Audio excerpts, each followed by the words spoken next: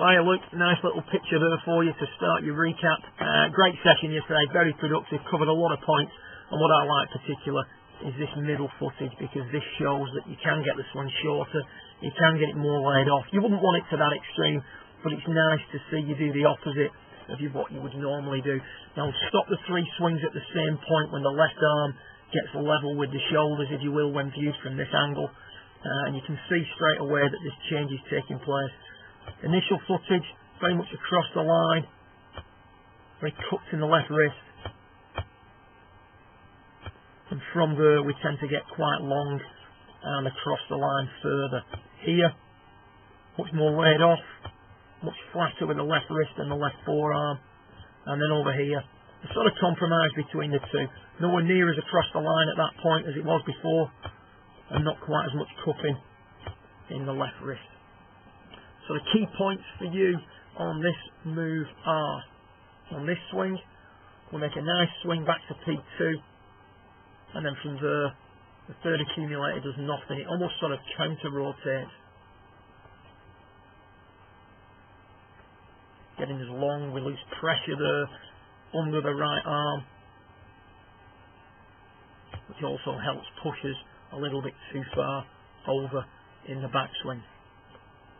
This swing here, your key thought is to keep the pressure point under the right arm onto the rib cage, so more underneath the right arm rather than the inside of the right arm.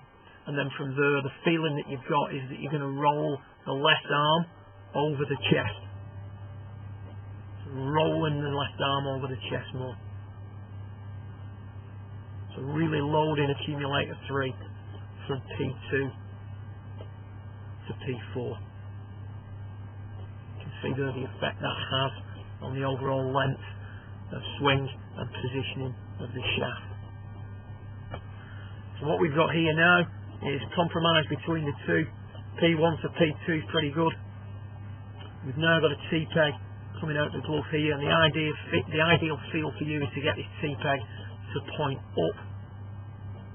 So you start to rotate, just to give you a visual reference on what that third accumulator is doing during your takeaway. So you can see the T-peg now starting to point up a little bit more than what it would have done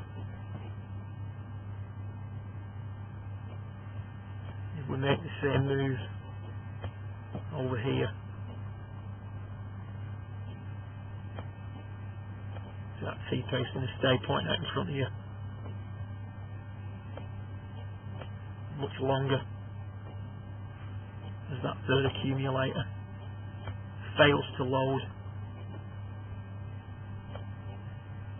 from P2 to P4. So looking at the trace of that T-peg, you can see that there's definitely more of a loading of accumulator number 3 on the way back from the start of your session to the end of your session. And the more you can do this swing here in the middle, the better you're going to become. One of the things I would suggest is spend a little bit of time during the winter months with a shaft slightly or touching the left hand side of your head whilst you make some swings, just to control the rate at which you extend. You do tend to extend a little bit too quick, and that in turn, as we showed you from face on, tilts you towards the target too much and can also lend itself to just a fraction of an overswing. Great work though, great progress, overall massive improvement, and we need to just keep making this move here. And I'm just going to play this back for you one more time. P1 to P2 was normal. Roll the hell out of that third accumulator on the way back, get it nice and tight and deep across your chest, looking great at that point. Club more laid off, club face more controlled and shut, if you will, or more shut than what we're seeing here, and a really strong position to start 2012 from. Good luck with it, and I look forward to working with you further in the new year. Well done.